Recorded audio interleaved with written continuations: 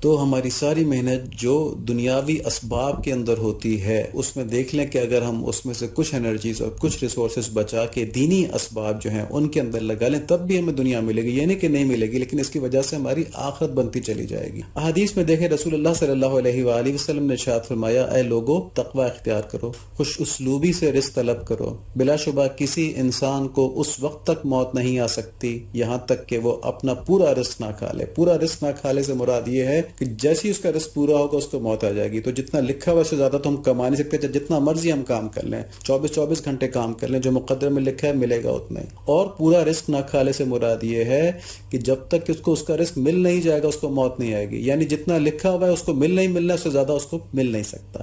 دوسری حدیث، جب تک تمہارا سر ہلنے کی طاقت رکھتے ہیں اور تمہارے بدن میں جان باقی ہے اپنے رزق سے مایوس نہ ہو، بے شک انسان ماں کے پیٹ سے ایک ننھا کمزور وجود لے کر آتا ہے، پھر خدا اسے رزق دیتا رہتا ہے اور وہ توانا آدمی بن جاتا ہے۔ اسی طرح حضرت ابو درداء رضی اللہ تعالیٰ عنہ فرماتے ہیں کہ نبی صلی اللہ علیہ وآلہ وسلم نے فرمایا، اس میں کوئی شبہ نہیں کہ رزق بندے کی اس طرح تلاش کرتا ہے جس طرح انسان کو اس کی موت ڈھونڈتی ہے، یعنی اس حدیث میں رزق ہمیں تلاش کر رہا ہوتا ہے، ہم تک پہنچنے کے لیے آ رہا ہوتا ہے۔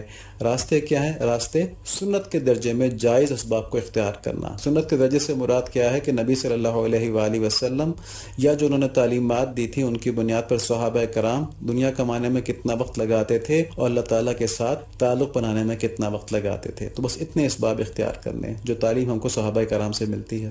اور یہ جو استغفار کے اوپر تھا، یہ حدیث شریف ہے کہ جو استغفار کو اپنے اوپر لازم قرار دے لیتا ہے تو اللہ تعالیٰ اس کو ہر رنج و غم سے نجات دیتا ہے اور اس کے لیے ہر تنگی سے نکلنے کی راہ نکال دیتا ہے اور اس کو ایسی جگہ سے پاک و حلال روزی بہم پہنچاتا ہے جہاں سے اس کو گمان بھی نہیں ہوتا۔ یہ بھی حدیث ہے۔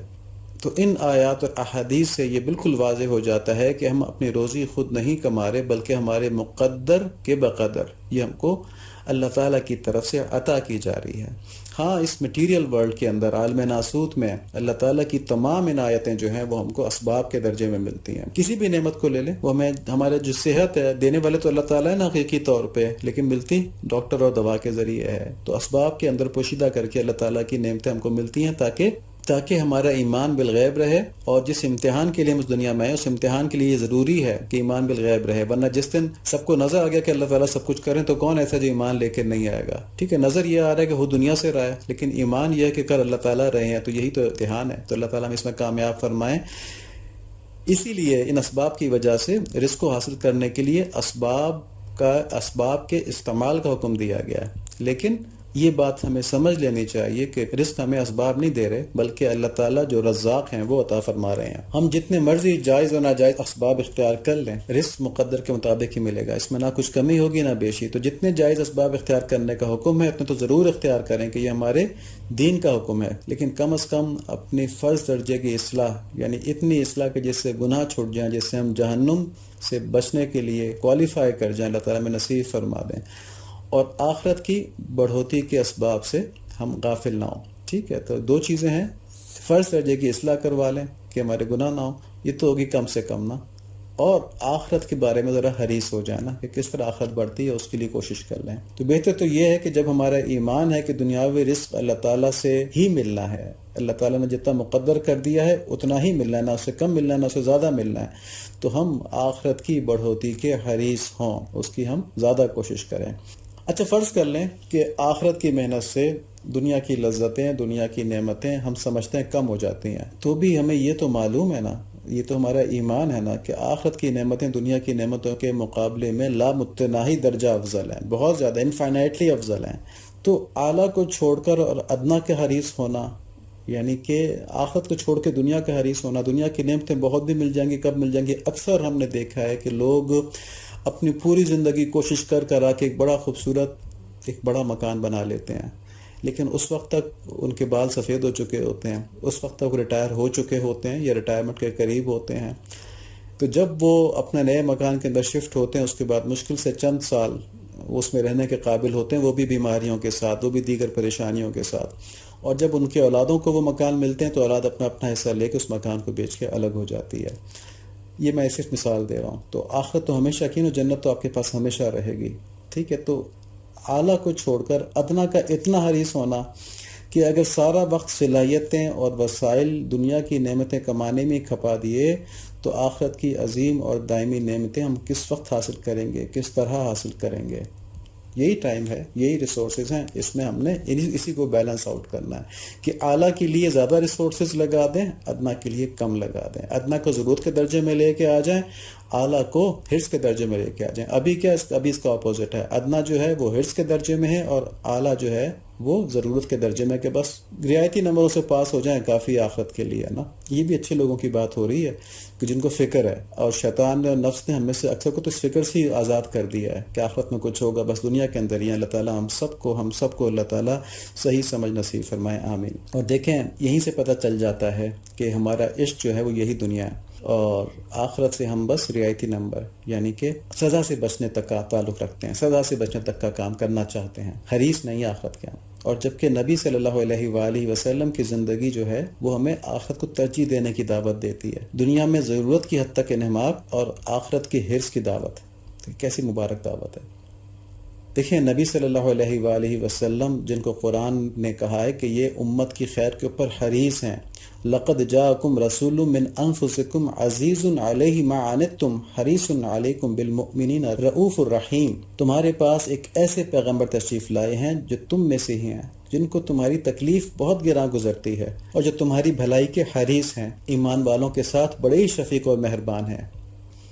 وہ حبیب اللہ جن کے بارے میں قرآن شریف یہ کہہ رہا ہے صلی اللہ علیہ وآلہ وسلم اپنی امت سے اپنے مرض وفات میں یعنی انتقال سے چند گھڑیاں پہلے آخری خطاب فرماتے ہیں، اور کیا فرماتے ہیں اس کو ہم پڑھتے ہیں تاکہ ہم سمجھیں کہ اللہ تعالیٰ نے جو نعمت ہم کو اپنے محبوب ترین نبی کے امتی ہونے کی صورت میں دی ہے، اور اس محبوب ترین نبی کا جو ہم سے آخری وقت میں خطاب ہے، اپنی بیماری کی حالت میں خطاب ہے، وہ کیا خطاب ہے؟ دیکھیں یہ حدیث میں روایت ہے کہ اسی اثنا میں مسجد کے اندر، یہ مرض الوفات کی بات ہے، اسی اثنا میں مسجد کے اندر حضرت صلی اللہ علیہ وآلہ وسلم کی بیماری کے بارے میں خوف کی وجہ سے لوگوں کا شور بڑھنے لگا۔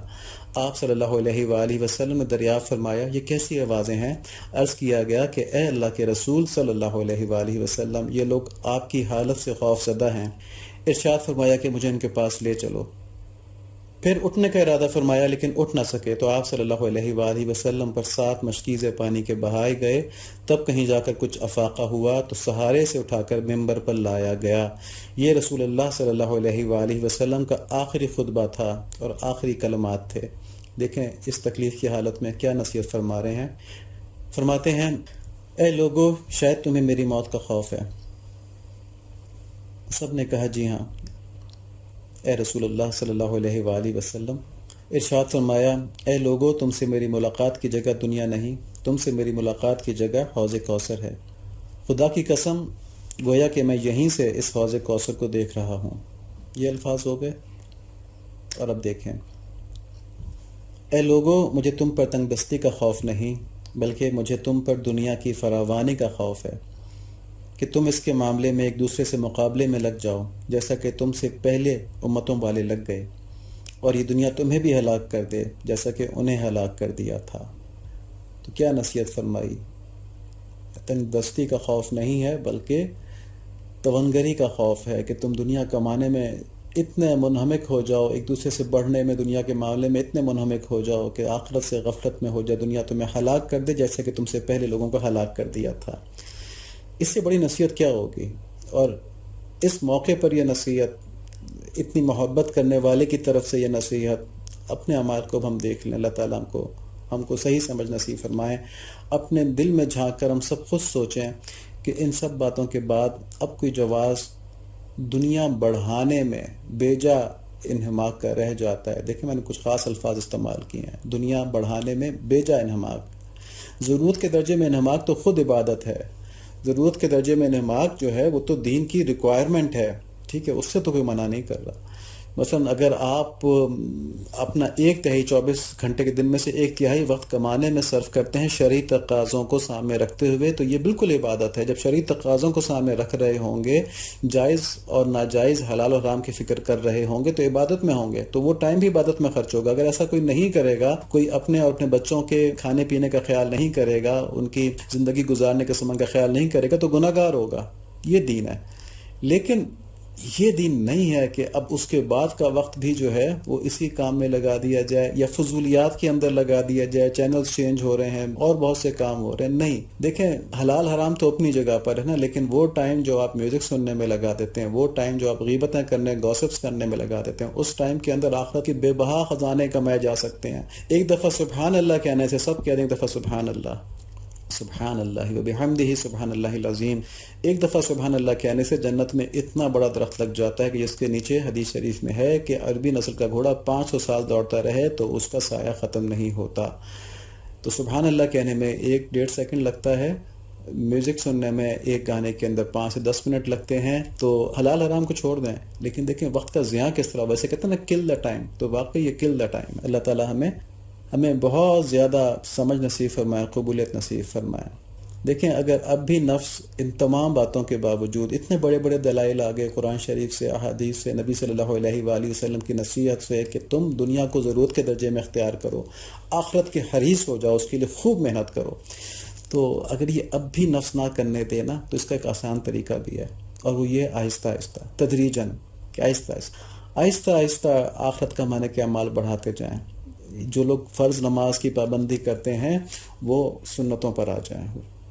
ٹھیک ہے، سنتیں چھوڑنا کوئی معمولی بات نہیں ہے. یہ نہیں کہ بس ہم نے فرض پڑھ لیا، ہم نے اللہ تعالیٰ پہ بڑا احسان کر دیا. ابھی سنتیں نبی صلی اللہ علیہ وآلہ وسلم کی تاکید ہے، انہوں نے حکم فرمایا ہے، انہوں نے فرمایا کہ پڑھ لیا کرو. تو سنت چھوڑنا، ان کے کہنے کے مخالفت کرنا، سنتیں پڑھ لیا کریں، اس سے فرض کی حفاظت ہو جائے گی. اور جو لوگ سنتیں پڑھتے ہیں وہ نوافل پڑھ لیں، کیونکہ نوافل اللہ تعالیٰ کے قرب کا ذریعہ ہیں. جتنے نوافل پڑھ سکتے ہیں. بہت بھاری لگیں گے، لیکن ایک تجربے کی بات ہے کہ جب نماز میں دل نہ لگ رہا ہو تو نوافل کو لمبا کر دیں، قرأت کو لمبا کر دیں، آہستہ نماز پڑھنا شروع کر دیں، خود بخود دل لگ جائے گا، پھر نماز کھینچ لیتی ہے اپنی طرف. اسی طرح تسبیحات، سبحان اللہ وبحمدہ سبحان اللہ العظیم، کلمہ، درود شریف، استغفار، دن میں کھلا تو پڑھ سکتا ہے نا آدمی. دیکھیں ڈرائیونگ کرتے وقت کیا چیز ہمیں روکتی ہے کہ ہماری زبان نہ چلے؟